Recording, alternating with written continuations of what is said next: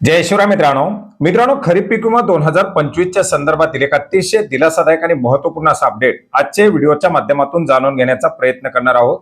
मित्रांनो, खरीप पीक विमा 2025 मध्ये धाराशिव जिल्ह्यामध्ये कंपनीच्या माध्यमातून घेण्यात आलेला आक्षेप हा केंद्रीय स्तरीय तक्रार निवारण समितीच्या माध्यमातून नाकारण्यात आलेला आहे। अर्थार्थी आता धाराशिव जिल्ह्यातील शेतकऱ्यांना पीक विमा मिळण्याचा मार्ग मोकळा होणार आहे।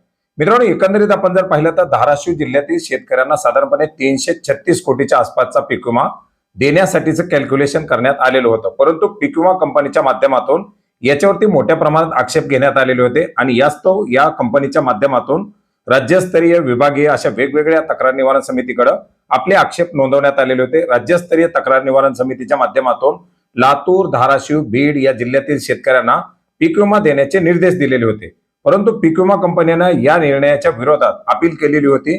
केंद्रीय तक्रार निवारण समितीकडे ही पीक विमा कंपनी गेलेली होती आणि आता केंद्रीय तक्रार निवारण समितीच्या माध्यमातून सुद्धा धाराशिव जिल्ह्यातील शेतकऱ्यांना पीक विमा वितरण करण्याचे निर्देश देण्यात आलेले आहेत। पुढील 7 दिवसांमध्ये हा पीक विमा वितरित करावा अशा प्रकारचे निर्देश देण्यात आलेले आहेत। मित्रांनो, एकंदरीत आता केंद्रीय तक्रार निवारण समितीच्या माध्यमातून हे आदेश दिल्यानंतर पीक विमा कंपनीला या पीक विम्याचं वितरण करणं अपेक्षित आहे आणि याच पार्श्वभूमीवर आता पीक विम्याचं कॅल्क्युलेशन शेतकऱ्यांना दिसायला सुरू होईल आणि येत्या 10 ते 15 दिवसाच्या आतमध्ये हा पीक विमा शेतकऱ्यांच्या खात्यामध्ये क्रेडिट होणं अपेक्षित आहे। मित्रांनो, एकंदरीत हा पीक विमा वितरित केला जात असताना बऱ्याच मोठ्या प्रमाणात याच्यात आक्षेप घेण्यात आलेले होते। काही राजकीय हस्तक्षेपामुळे या पीक विमा मिळण्यामध्ये विलंब होतोय, याच्यामध्ये काही भ्रष्टाचार होतोय अशा प्रकारचे आरोप देखील करण्यात आलेले होते आणि याच पार्श्वभूमीवर आता हा एक महत्वाचा निर्णय समोर आलेला आहे। मित्रांनो, याचबरोबर आज कृषी मंत्र्यांच्या उपस्थितीमध्ये राज्यातील शेतकऱ्यांवरती अन्याय करण्यात आलेली जी काही पीक विमा काढण्याची पद्धत आहे तांत्रिक भारांकनाची, याच्या संदर्भात एक महत्वाची अशी बैठक नियोजित करण्यात आलेली आहे।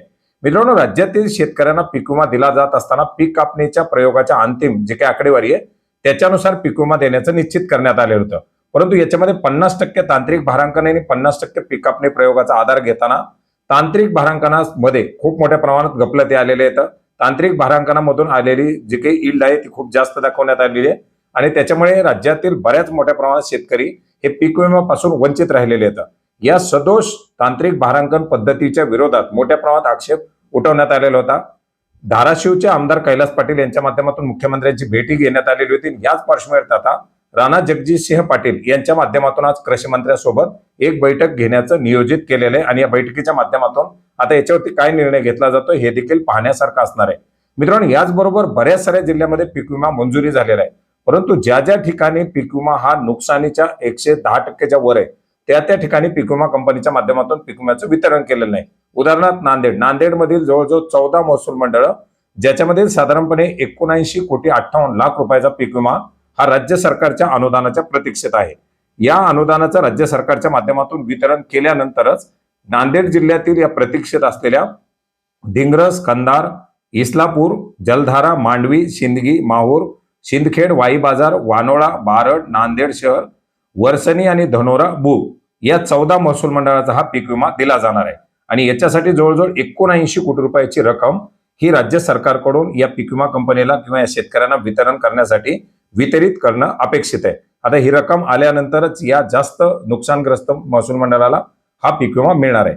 आता या झालेल्या निर्णयामुळे आता धाराशिव जिल्ह्यातील शेतकऱ्यांना दिलासा मिळेल, परंतु याच बेसवरती ही जर बैठक यशस्वी झाली तर लातूर, बीड, सोलापूर असे जे काही प्रतीक्षेत असलेले जिल्हे आहेत, अमरावती आहे, या जिल्ह्यांना देखील मोठा दिलासा मिळण्याची शक्यता आहे। आता त्या पार्श्वभूमीवरती काय काय नवीन अपडेट येत आहेत हे अपडेट देखील आपण जाणून घेण्याचा प्रयत्न करणार आहोत। भेटूयात नवीन माहितीसह, नवीन अपडेट्ससह।